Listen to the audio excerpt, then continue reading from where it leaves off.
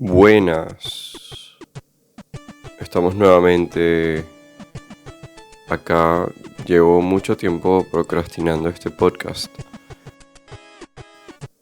Ya básicamente, mi idea era sacarlo ni bien terminar el mundial, pero bueno, ya saben, pasó todo esto de las fiestas y nada. Igual creo que está un poco fresco el tema. Bueno, como sabrán, ya se acabó el mundial. Ya pasamos de una hipnosis a otra. Pero bueno, se dicen muchas cosas, ¿no? Hay mucha gente que no le caen bien los argentinos. Muchos sentimientos encontrados, pero también dicen que ha sido arreglado, ¿no? Me sorprende como hay gente que nunca va a poder considerar el hecho de que sus elecciones están compradas también, sus presidentes están comprados, sus gobiernos, pero no llegan hasta ahí, ¿no? Piensan que solamente el fútbol es corrupto, ¿no? Solamente el fútbol. Como hay gente que apuesta, como hay gente que gana eso, bueno, solamente la FIFA está comprada. El gobierno sí me cuida, ¿no? Pero bueno, no está de más mencionar que nuestro ídolo querido, Messi, es uno de los principales promotores de esta agenda 2030 de desarrollo sostenible, los objetivos satánicos de desarrollo sostenible, ¿no? Pero, ¿por qué han querido? Bueno, vamos a poner la hipótesis de que sí estaba todo arreglado, ¿no? Así como todas las noticias, todo el drama que vive el mundo, que vive la humanidad, es efectivamente orquestado ya, ¿no? Está ya como si estuviéramos en el show de Truman. Vamos a suponer que sí, que ya estaba todo arreglado. ¿Cuál era el objetivo?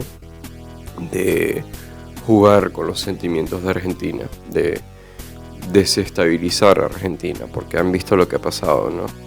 Esa victoria parece que, no sé, los volvió locos, los volvió un poco esquizofrénicos, un poco suicidas, autodestructivos. Han visto todos los muertos que han habido, un huevón montado en el obelisco. ¿Por qué?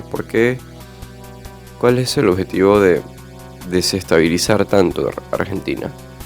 ¿Y por qué llevan tiempo intentando destruirla, ¿no?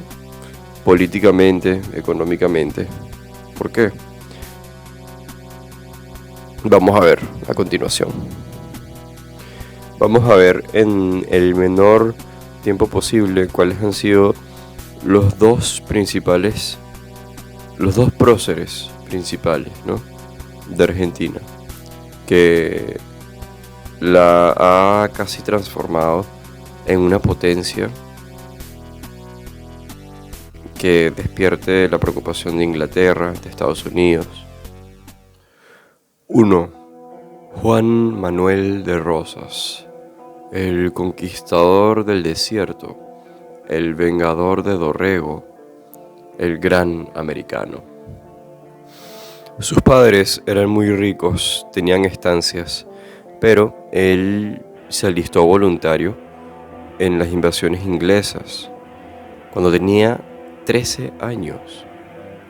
De hecho, cuando termina la batalla, cuando los echan a los ingleses, le mandan una carta testimonial a los padres, diciendo cómo era su desempeño, su tenacidad, ¿no? Él abandonó la casa de los padres porque él quería tener todo de cero. Él no quería aprovechar el dinero de sus padres, las estancias de sus padres. Entonces él fue poco a poco, empezó como peón, se fue haciendo socio, obteniendo parte de las ganancias, fue ahorrando, fue comprando tierras y llegó él mismo a tener 3 estancias. Y además empezó a administrar las estancias de los demás. Así de ordenado era, así de obsesivo era Juan Manuel de Rosas. ¿Por qué Rosas decide la guerra? Bueno, porque él ha leído mucho, él ha visto cómo fue la Revolución Francesa, la Revolución de Inglaterra, cuáles fueron las causas, quiénes las provocaron, ¿no? ¿Qué es la masonería? ¿Quién está detrás de la masonería? Han matado a un rey, están yendo contra la religión católica, traen nuevas ideas, nuevas leyes, caos, matanzas, genocidios, sangre, guillotina. Amenazan con extenderse al resto de Europa y América. Rosas, indignado, bueno, toma la decisión de luchar contra los enemigos de la patria. Se da cuenta de que algo está tentando contra el trono y el altar, la masonería. Como en la Revolución de Inglaterra, cortaron cabezas de sacerdotes, mataron al rey Carlos I. Bueno, como digo, era muy culto.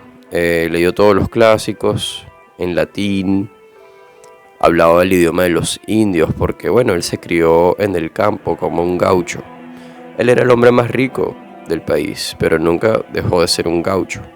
Siempre estaba con los indios, los leales, los humildes, que integraban los ejércitos que mantuvo a los argentinos soberanos e independientes. Al ver cómo se están endeudando con Inglaterra, con Francia, lo eligen gobernador 2 veces. Escribe libros sobre la capacidad administrativa, le da instrucciones a los mayordomos de las estancias. Lo eligen para poner orden en el caos, ¿no? En la anarquía que había en el mundo. Su primera gobernación fue en 1929, tenía a su esposa que lo apoyaba en todo, fundó ciudades. Ahora, muy importante, trae a los jesuitas. Los jesuitas estaban siendo perseguidos, habían suprimido la orden y bueno, él quería traer cultura, porque nunca hubo tanta cultura, tantos diarios antes en Argentina, ¿no? Convivían todos, convivían los indios gauchos con los negros de África, que por cierto Rosa los libera de la esclavitud. Viven franceses, ingleses, todos juntos, ¿no? Todos, pero Rosas los vigila a todos. Y si se pasan, si se les va la mano, Rosas los castiga, los juzga, los mete presos y los puede ejecutar también por traición a la patria. Pero él dejó todas las ideas convivir. Ya sabe que el enemigo principal está en Europa, la masonería francesa y la masonería inglesa, como también lo llaman el Gran Oriente de Francia y el rito escocés. Ellos trajeron los libros que trastornan las mentes. Rousseau, Voltaire. Esos son los principales que traen el caos, con los que buscan desequilibrar. Y Rosas no quiere eso, Rosas quiere orden. Pero así nacen las revoluciones. Primero, con los libros. Los libros tienen las ideas que trastornan las mentes. Segundo, con el dinero. ¿De dónde viene el dinero? De los mismos usureros de Londres. ¿Cómo fue su primera conquista del desierto? Bueno, su objetivo era liberar las cautivas, porque estos invasores mapuches chilenos las tenían secuestradas. Querían casarlas con los caciques. Estos araucanos querían hijos rubios. Además, robaban ganado y se lo daban a Inglaterra. Robaban todo el ganado que podían y lo llevaban a los barcos ingleses de Valparaíso. Cruzaban la cordillera con todo robado para entregarlo a los ingleses, ¿no? A cambio de dinero. Y se quedaban las cautivas para ellos. ¿Qué pasa? Que bueno, Rosas no tuvo paciencia con los araucanos. Fueron todos los gauchos, sin apoyo de Buenos Aires, sin agua, sin comida, sin ropa de abrigo. No conocían las tierras. Fueron grupos que Rosas armó con su dinero. Eran sus hombres. Con unos 2000 hombres, triunfa. Pero vamos nuevamente a los jesuitas. Rosas los trae para que enseñen, para que traigan cultura, pero empezaron los problemas. Para variar, los jesuitas no querían colaborar, a pesar de que Rosas les da todo, les da vivienda, dinero, trabajo, los quiere llevar al desierto también para evangelizar. Quiere unir a todos, quiere unir a los pobres con los ricos, los indios con los gauchos, todos juntos. Él era un gaucho humilde de La Pampa, pero también era el hombre más rico de Buenos Aires. Y todo con su propia fuerza, con todo en contra, todo desde cero. ¿Qué pasa? Que los sirvientes, los negros, vigilaban a los jesuitas. Y también los alumnos informaban sobre lo que los profesores jesuitas estaban enseñando. ¿Y qué pasa? Que estaban haciendo todo al revés. Lo mismo que hacían en Roma, en Paraguay. ¿Qué son los jesuitas? Son una herejía cristológica. Ellos sostienen que Jesús fue un profeta. Imagínense eso, una monstruosidad. Además, ellos no quieren que los judíos se conviertan. Al contrario, ellos quieren que el cristianismo vuelva a su cuna judaica. O sea, todo al revés. Eso fue lo que vio Roma y por eso anularon la orden. Es un comunismo levirático, ¿no? Bíblico, como el que hicieron en Paraguay. Además, ellos obedecen a un centro mundial que está afuera. Claro, recibían oro de los franceses. Y al darse cuenta de esto, Rosas dijo, hay que echarlos, hay que echarlos. Bueno, ¿cuál era el símbolo que usaba Rosas? El símbolo de la mazorca, para unir, que representa la unión de todos los argentinos. Realmente el caudillo más grande de la historia de Argentina. Luchó toda su vida contra los enemigos de la patria. En el fondo fue admirado por Inglaterra, por Francia.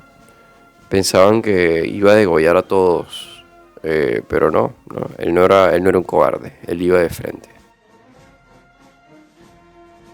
Al continuar la guerra, tiene su ejército y lo quieren atacar desde Brasil. Brasil siempre fue enemigo de Argentina, ya que reina la masonería. La historia de Brasil es masónica, igual que Chile. Nadie se opuso nunca, ¿no? Nadie ahí tuvo un Rosas. ¿Qué pasa al final? Que Rosas termina siendo traicionado por Urquiza, con un ejército de 4000 brasileños y bueno, el resto puros mercenarios a sueldo. En cambio, todo el ejército de Rosas eran argentinos, no habían mercenarios, no habían extranjeros. Y bueno, fue derrotado en la batalla de Caseros.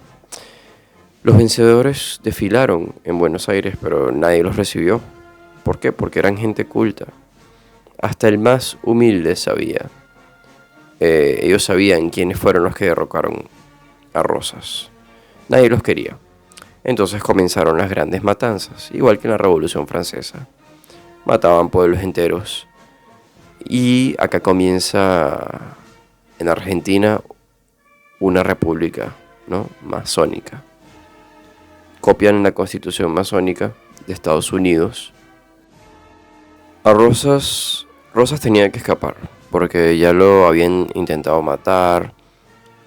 No lo podían envenenar porque no podían llegar hasta él, pero lo trataron de matar con una caja que estaba llena de cañones de revólver. Entonces se activaba al abrirla, disparaba por todas partes.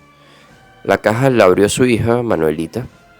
Por suerte se trabó. ¿Qué le importa a estos degenerados, no? Que si se moría Manuelita, si no sé qué. Son psicópatas. Pero bueno, al final Rosa se va a Inglaterra. ahí lo respetan como enemigo, porque él no mataba inocentes, no hacía venganzas. Incluso trataban de darle pensiones, pero él decía que no, él no podía aceptar limosnas de extranjeros. Se dedicó al campo y se escribía cartas con el mismo que lo traicionó, Urbiza, porque Urbiza se arrepintió. Pero bueno, tú no te puedes arrepentir cuando haces el pacto con el diablo. Entonces efectivamente ya lo iban a matar. A Rosas, esto es muy gracioso porque a Rosas hasta le ofrecen la ciudadanía inglesa. Y para que él pueda recuperar sus estancias, ¿no? Todos sus recursos. ¿Y saben lo que dijo Rosas? Prefiero ser pobre antes que ser inglés. Bueno, vamos a entrar ahora a la parte más delicada.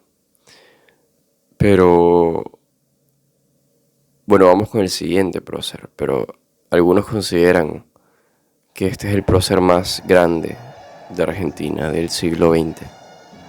El gran estratega, el gran estadista, el gran ideólogo, Juan Domingo Perón. El gran argentino. ¿Cómo fue su infancia?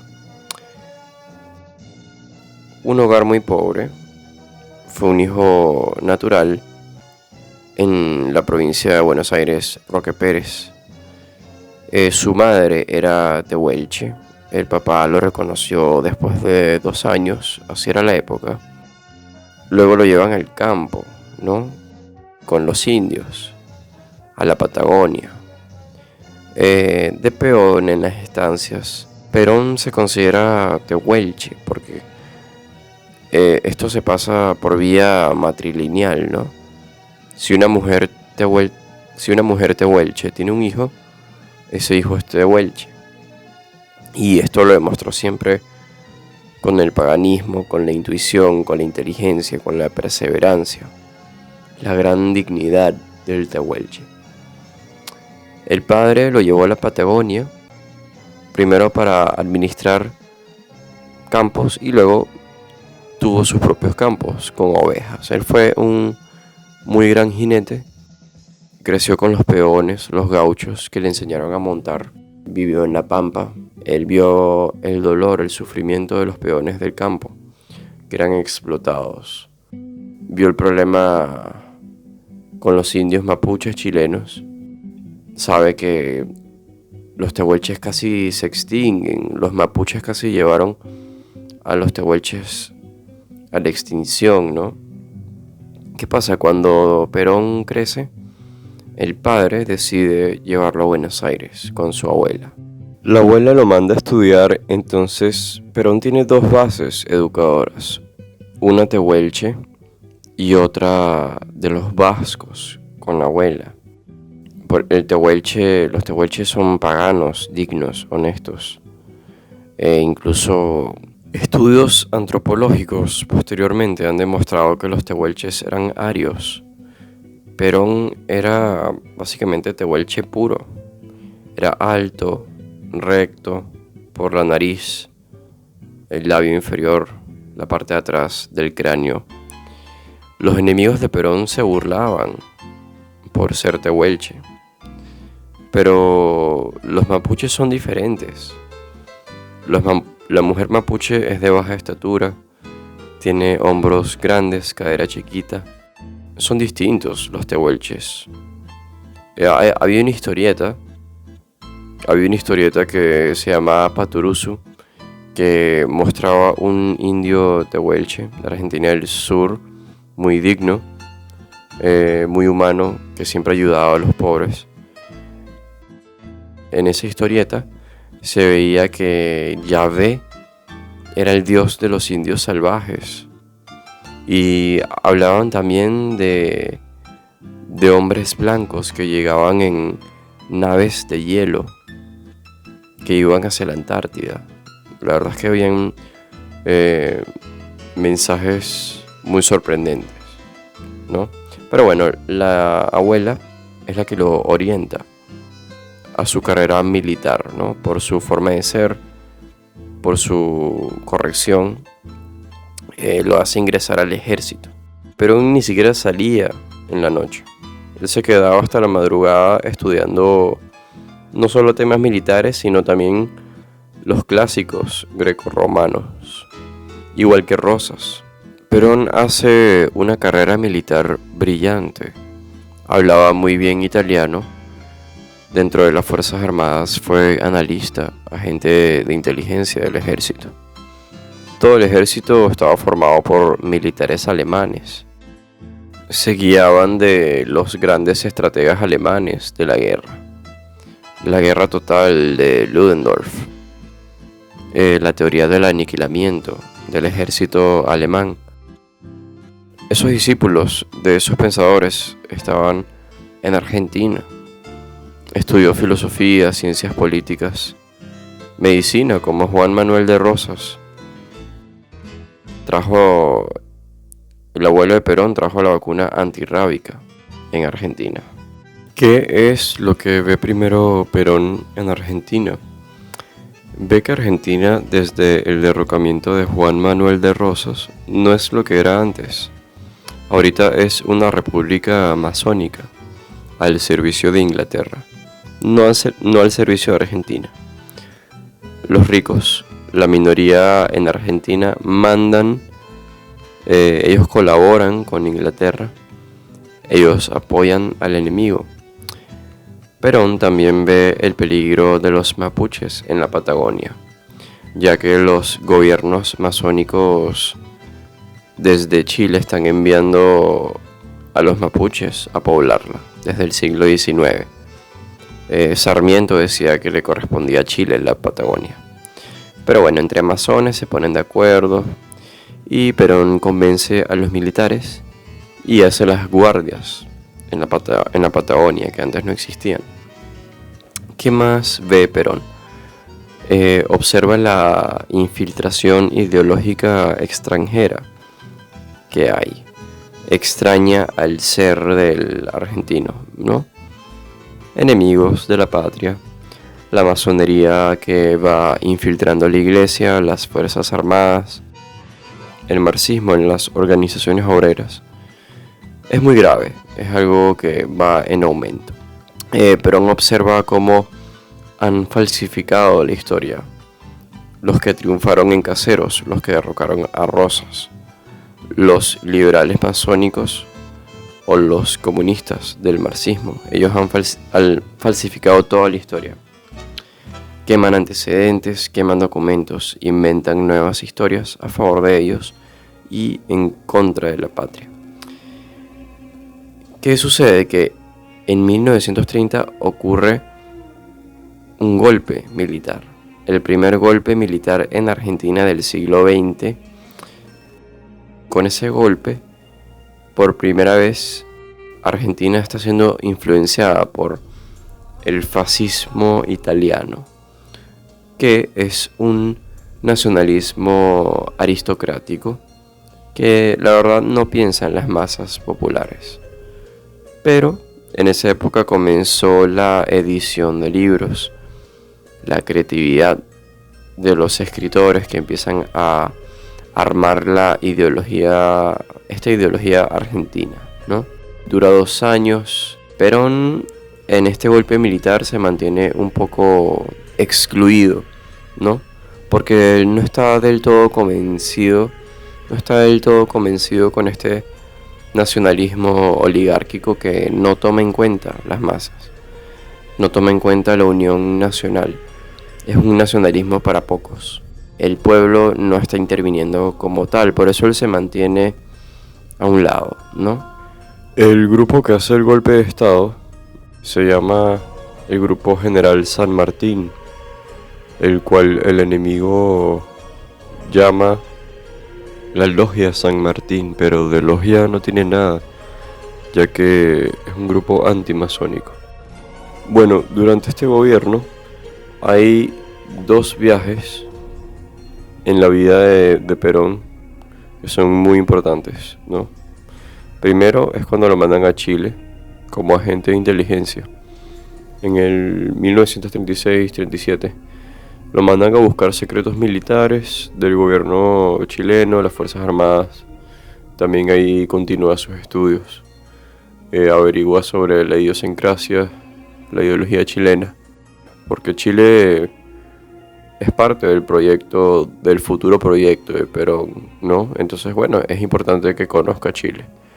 Él cumplió con su labor de inteligencia. Pero después de 2 años, en el 39, lo mandan a Europa y él elige Italia porque habla italiano. Se queda 2 años a estudiar a profundidad este movimiento italiano de Mussolini.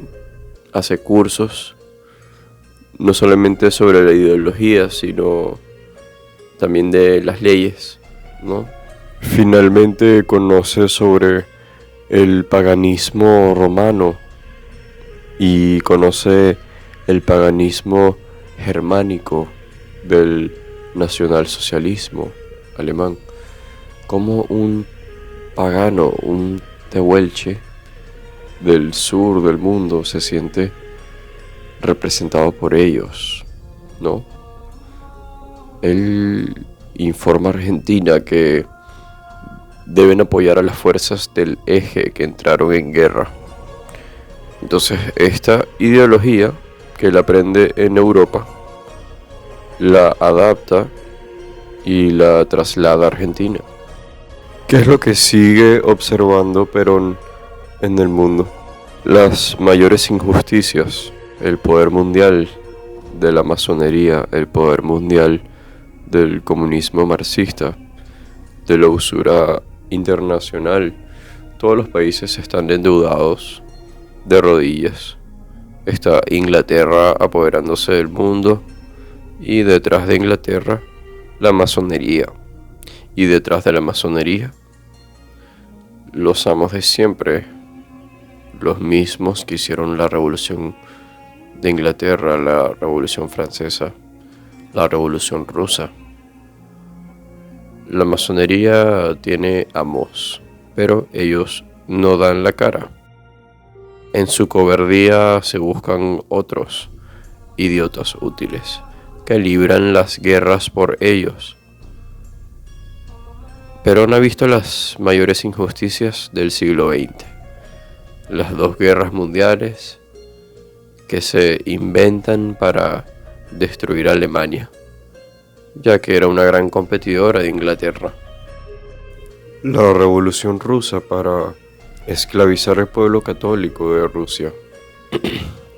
Esclavizaron a más de medio mundo, inventando guerras, inventando crisis económicas durante el siglo XVIII, XIX, XX, para hacer caer a los gobiernos. También se ven las mentiras de los libros de historias, las falsas democracias, que son dictaduras disfrazadas de democracia. Todo Occidente masónico y desde Oriente el comunismo marxista. Se llaman a sí mismos democracias, pero son dictaduras destructoras de la humanidad.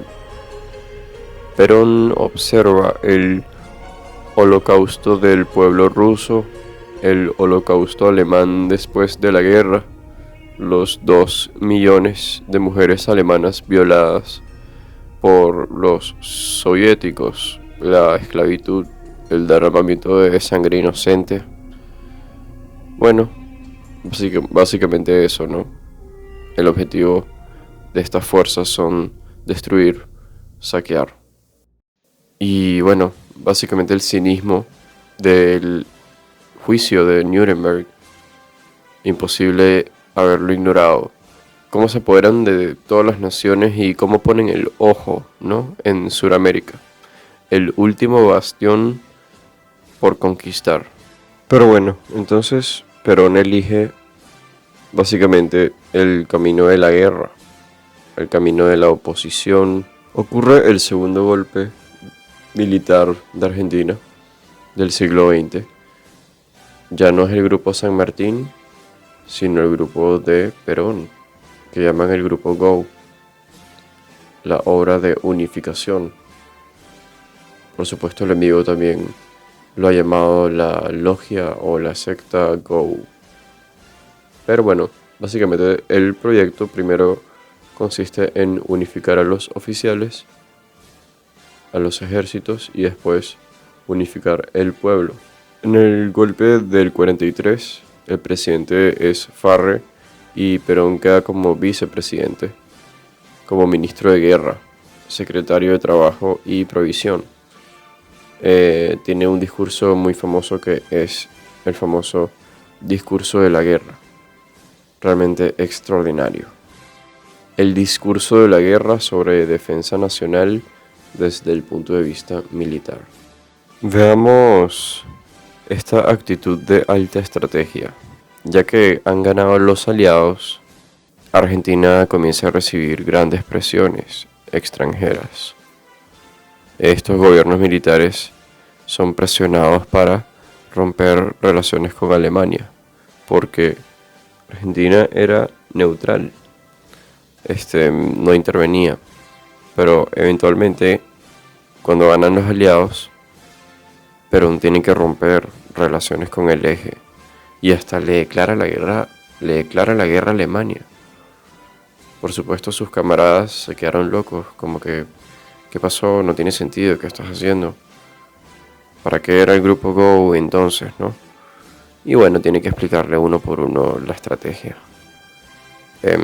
Si aparecían del lado de Alemania, también iban a ser juzgados y iban a tener que entregar las empresas alemanas, cosas así. Entonces, para ayudar a Alemania, esto se usa para traer gente a Argentina, traer alemanes a Argentina.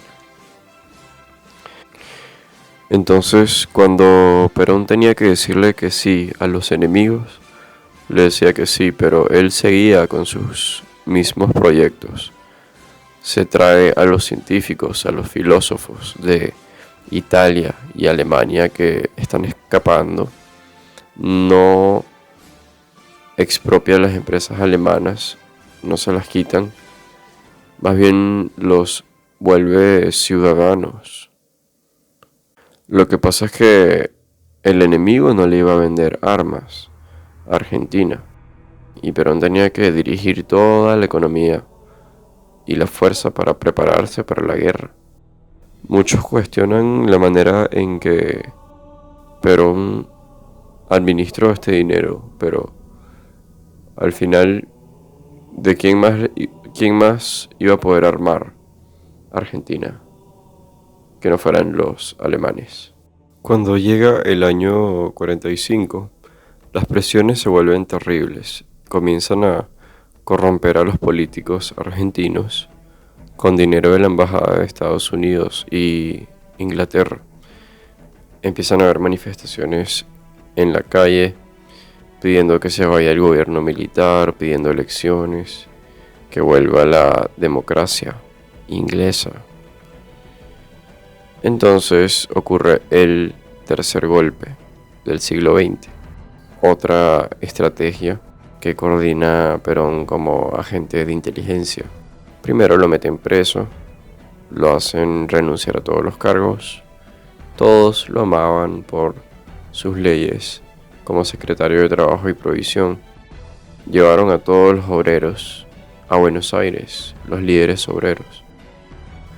Entonces logran liberar a Perón, lo meten en el hospital militar, lo cuidan porque en cualquier momento lo pueden matar. Y ese 17 de octubre del 45 entra en la historia esta famosa figura que conocemos como Eva Perón. ¿Quién fue Eva Perón? También de origen muy humilde, de origen vasco, muchas coincidencias, Eva y María. Eva Perón fue la líder espiritual de la nación, profundamente anticomunista, antimarxista toda su vida. Ahora, ¿cómo describe la narrativa aliada esta doctrina ideológica de la tercera posición del nacionaljusticialismo. Lo describen como un nacionalsocialismo atenuado, no racista, adaptado a países mestizos de Sudamérica. Luego de que logra unificar las Fuerzas Armadas, tiene que unificar la iglesia, luego los obreros. Esas son las tres cosas que hay que organizar. Para poder llevar a cabo su plan, Perón tiene a la gente de Europa, tiene a los capitanes alemanes en Argentina, tiene el oro, tiene la fortuna para hacer su plan, que consiste no solo en unir a Argentina, bueno, primero unir a Argentina, después Sudamérica entera. Primero las provincias del Virreinato de Río de la Plata, o sea, Uruguay, Paraguay, Bolivia. Así como Inglaterra nos fue dividiendo, él estaba tratando de unirnos. Así como Alemania había anexado Austria, Perón quería anexar Uruguay, Paraguay y Bolivia. Y efectivamente seguir la teoría geopolítica alemana, ir extendiéndose y tomar toda Sudamérica. Como decíamos, Perón tiene científicos, los capitales, los bancos, los asesores, los ideólogos, tiene a todos. Se trae incluso a los hermanos Orten de Alemania y empiezan a hacer aviones, empiezan a armarse para la guerra. Hay un museo incluso en Córdoba, la fábrica de aviones de Córdoba. Ahí es donde deberían de llevar a los niños, donde salen las alas volantes al estilo alemán, ¿no? Que era solamente un primer paso para después fabricar los discos volantes, que son mal llamados platillos voladores y esas cosas. No se esperaban eso. Estados Unidos robó los planes de estas alas volantes y después solamente de 50 años fue que pudieron descifrar los planos para hacer el avión stealth. Básicamente lo que quería Argentina era ser la tercera potencia mundial que competía con las primeras, ¿no? El capitalismo masónico, el comunismo mundial que amenazaba con extenderse. El objetivo de esta tercera potencia mundial básicamente sería armar toda Sudamérica, declarar la guerra, destruir Estados Unidos. Los primeros que lo impiden son los traidores de Brasil y Chile. Siempre Estados Unidos e Inglaterra arma económicamente y militarmente a los países que rodean Argentina, que son los que están bajo la influencia masónica: Chile, Brasil y Uruguay. Juan Domingo Perón va preparando ideológicamente al pueblo, a los niños. Todos los días hay algo nuevo para estudiar, para leer. Nunca se editó tanto. Desde la época de Rosas se leía mucho por parte de los obreros. Los obreros hasta escribían, estudiaban. No era la masa ignorante de ahora que vota por cualquiera que diga que es peronista. Todos estudiaban, todos se formaban. Algo extraordinario sucedió en el año 46, que fue que liquidó la deuda externa. No la necesitaba, él decía, no los necesitamos. También crea lo que sería el Instituto Étnico Nacional. Tiene como padrino de tesis a Legman Nietzsche. Lo manda a estudiar la raza argentina, los indios, la mezcla de razas. Y también busca cómo traer gente de afuera, ¿no? Básicamente mejorar la raza, como lo llaman coloquialmente. ¿Qué pasa en 1949? Ocurre un cambio de constitución. Se deja de lado la constitución masónica de cuando Argentina era una república. Esto se hace con la ayuda del filósofo Arturo Sampay. 2 años después, en 1951, nace esta Constitución Nacional Justicialista.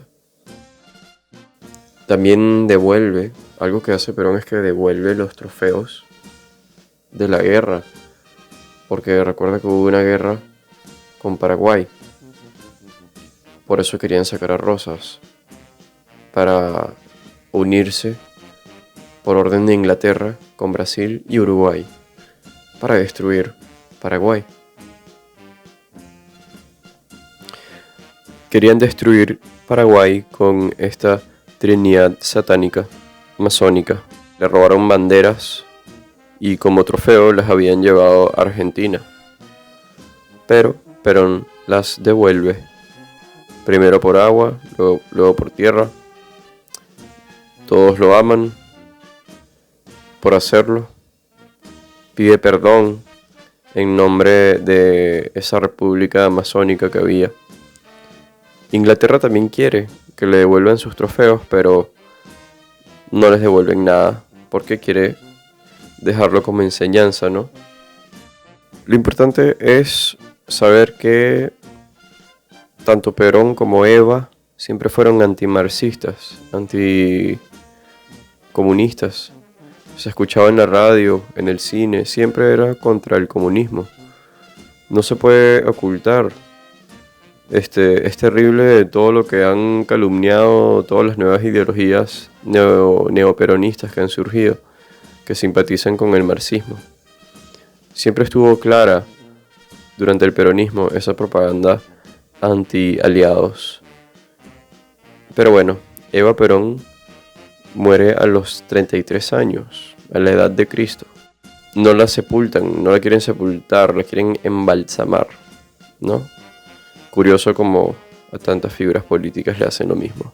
Perón sufrió muchas traiciones. Trataron de hacerle un golpe militar en el 51. Pero bueno, no pudieron.